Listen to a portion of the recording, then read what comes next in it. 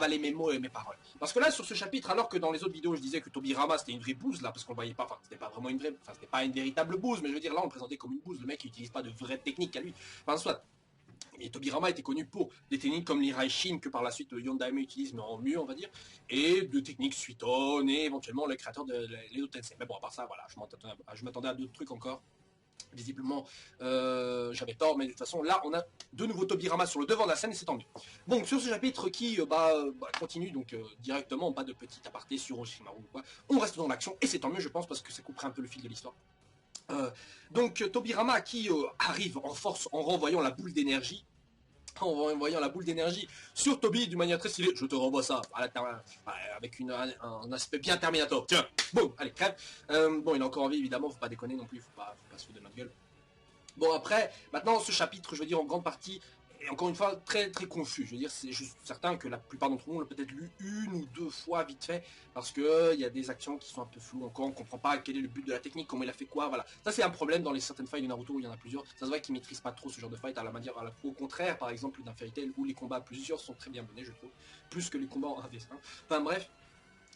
Ensuite, sur la partie donc Madara et Hashirama, on peut encore se demander mais quel est ce putain de plan, merde quoi, t'as un plan en tête, alors pourquoi est-ce que tu ralentis Hashirama si ce n'est que pour le plaisir de te battre? Alors théorie folle, peut-être je me suis dit, peut-être que Madara allait fusionner avec Hashirama, pourquoi? Parce qu'il faut savoir que le Rikudo est composé de cellules Senju et de cellules Uchiwa, alors là on a un parfait Uchiwa, on a Madara, on a un parfait Senju, on a Hashirama, peut-être que les deux vont fusionner, peut-être que Madara veut fusionner avec Hashirama prend le contrôle pour créer le corps parfait d'un Rikudo. Et qu'est-ce qui manque à un corps parfait du Rikudo? Le chakra du Rikudo. Et le chakra du Rikudo, c'est qui? Bah c'est la fusion de Jubi et de Obito, qu'il faut Jubito. Et là on a le chakra du Rikudo, même il a le sceptre et tout. Alors peut-être qu'ils vont refusionner les deux fusions pour créer alors le Rikudo parfait. Et on sait que le Rikudo apporte la destruction ou la paix. Et là peut-être qu'il va apporter la destruction. Alors on aura un nouveau power-up de Naruto, peut-être qu'il va fusionner avec son... Non, on va arrêter. Tout ça pour dire qu'en gros il y a beaucoup de possibilités et que là c'est encore un peu trop flou pour qu'on puisse deviner quoi.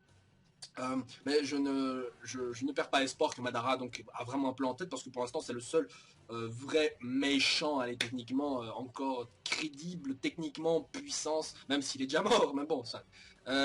Et voilà, bon, j'espère qu'on verra pas non plus trop de combats Shirama Madara, même si j'aimerais bien voir ça tout cela animé.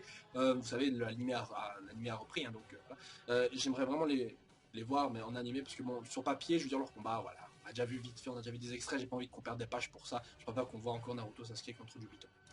Bon. Ensuite, on a un passage avec Shikamaru et l'armée. Alors, c'est un passage, je me dis en fait, pourquoi est-ce qu'on a ça? Enfin, je veux dire, on a eu déjà un chapitre où tout le monde disait que tout le monde voulait devenir Hokage, voilà, bon, ça, la petite folie du moment.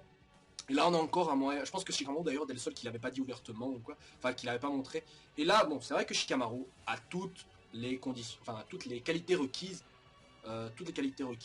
parmi les conditions données pour devenir donc Hokage. Le seul truc qui lui manque en fait techniquement c'est la puissance. Parce que vous savez un Hokage, bon d'accord c'est un gars responsable, voilà mature, tout ça.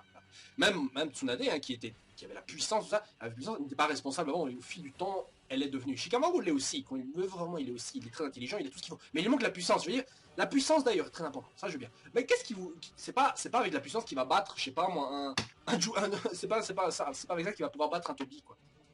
Enfin bon, peut-être que dans des théories folles et des... si on demande à des fans total des fangirls ou des fanboys de Shikamaru, peut-être qu'ils vont nous trouver des trucs, mais bon, soit.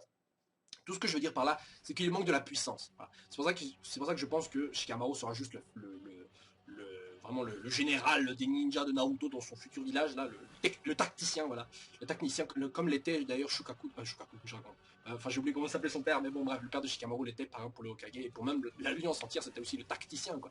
Alors là, Shikamaru l'est aussi, vu que son père est mort. J'espère. S'il est pas mort, oula, bam, dans ma tête. Et donc, je sais pas pourquoi on nous montre ça, mais je pense que c'était juste pour dire à l'armée de rester en stand-by, parce que je pense qu'ils ont encore un rôle à jouer. L'armée, bien qu'elle est là encore là présente, on sait qu'elle est totalement inutile. Je veux dire, qu'est-ce que vous voulez que fassent des petits ninjas qui font des petites techniques catones pour allumer des bougies contre un géant qui arrive à supprimer un continent de la taille de... d'un continent, voilà. Bref. De la taille d'un continent, bref. Qu'est-ce que vous voulez que ces ninjas la fassent, quoi? Ils peuvent rien faire. Ils sont juste là, c'est pas pareil. Donc je pense qu'ils vont utiliser une attaque à la Genkidama ou à, je sais pas, une attaque à munitions. Pour, genre tout le monde balance un jutsu sur Jubito qui essaie de retenir à la manière d'un Kid Buu, et après bam, l'alliance balance sa puissance combinée, ils arrivent à repousser Jubito qui est supprimé ou quoi. Enfin, allez savoir ce qui va se passer, mais dans tous les cas, voilà, ils ont encore un rôle à jouer, c'est tant mieux parce que c'est vrai qu'on les avait relégués au second plan depuis un moment. Et où est Hachibi, merde? Où est Hachibi? Là il est en train encore une fois de pisser sur le côté ou quoi? Merde, enfin je sais pas. Hachibi, il a une puissance à ne pas négliger. Il n'est pas non plus trop faible. Je me demande même si Hachibi est encore plus puissant que Sasuke maintenant, parce que bon, les illusions marchent pas sur lui, mais bon, il a une puissance de destruction supérieure à Sasuke. Bref. Euh, Par la suite, donc, on a un petit moment marrant avec eux, donc Tobirama qui se fout de la gueule des techniques donc de Yondaime. Et je me dis, quoi est-ce qu'il va utiliser ces techniques Yondaime? J'en ai marre là, parce que ça fait 5 chapitres qu'il annonce son Rasen Senku Shurinbu Shuku Sanshiki là, mais il utilise rien, il utilise toujours pas. Enfin bon, j'ai l'impression qu'on nous fait attendre pour rien, ou alors c'est juste un running gag, parce que là il le répète tout le temps, et son nom est pourri, et on s'en fout. Bref. Donc Naruto, Sasuke qui veulent donc faire une ouverture, mais Sasuke en grand dark badass qu'il est, ils veulent le faire tout seul évidemment, mais il se ferait tuer, il se ferait tuer et annihiler tout seul. Donc il faudrait qu'il se rende compte et redescendre sur terre et franchement, voilà, mettre un pied sur terre, parce que là ça commence vraiment à m'énerver qu'il fasse non, c'est moi qui vais sauver tout le monde, c'est moi qui vais révolutionner le monde, c'est moi qui vais abolir le système ninja, c'est moi qui vais tuer Tobirama, c'est moi qui vais te branler. Non, non, il faut arrêter là, il faut arrêter. Sasuke, tu te calmes un peu, oublie pas que t'étais un gros paumé manipulable à souhait. Voilà. Donc, assis-toi. Bon. Alors après, on a donc le passage confus donc, du chapitre où Naruto et Sasuke donc fusionnent encore une fois le Rasen Shuriken, enfin le Rasen Shuriken et l'Amaterasu. Et un passage un peu bizarre, c'est que Sasuke dit qu'il va ajuster son chakra avec son Sharingan, donc, au chakra donc qu'utilise le Naruto sur son Rasen Shuriken. Et ça donne l'idée que Sasuke a plus de chakra que Naruto, ou genre Sasuke utilise plus de chakra dans son Amaterasu que Naruto dans son Rasen Shuriken. On pouvait se dire ça. Mais moi, je me suis pensé que les deux, en fait, sont plus ou moins de la même puissance et qu'en fait, ils doivent être parfaitement ensemble pour pouvoir créer une technique qui puisse parfaitement fusionner. À la même manière que dans Dragon Ball, pour fusionner, il fallait un niveau de puissance similaire pour pouvoir fusionner. Voilà. Différent, on pouvait pas. Bon, j'espère que c'est pas ça parce qu'on sait depuis.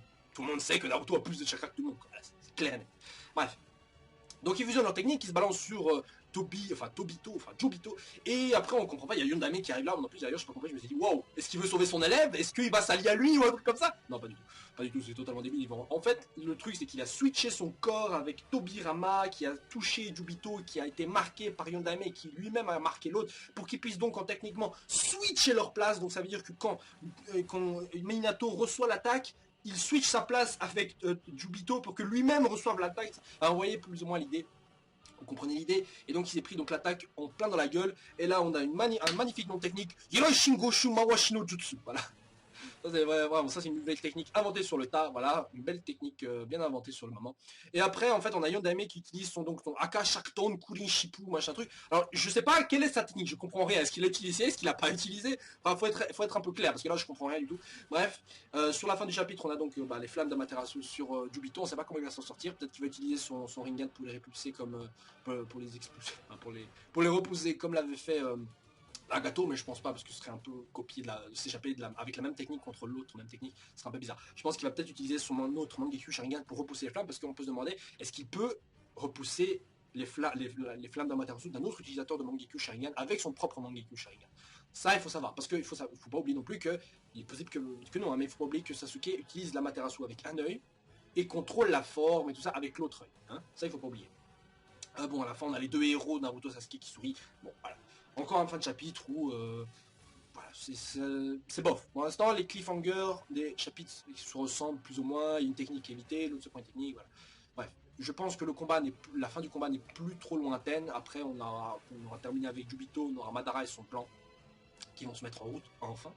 Bref, sur le prochain chapitre, j'attends Jubito qui se relève encore une fois, qui parle un peu blabla. Il faudrait voir aussi ce que fait Kakashi, parce que là, elle est en train de siroter enfin, il est en train de siroter un petit verre là, classique dans sa dimension. On peut se demander s'il peut sortir lui-même en entier d'ailleurs. Je pense que oui, mais on peut se dire alors pourquoi est-ce qu'il revient pas? Peut-être qu'il est en train de crever, peut-être que tout le monde s'en fout, tout le monde l'a oublié, bon bref. Peut-être qu'il va revenir au dernier moment lors du coup final pour pouvoir peut-être raisonner Jubito, allez savoir. Bref. Sur ce, bon, je vous souhaite donc une agréable journée. N'oubliez pas de laisser vos commentaires et vous abonner et partager la vidéo à ceux qui suivent également les scans. Sur ce, salut, ciao ciao les gens. Ziou.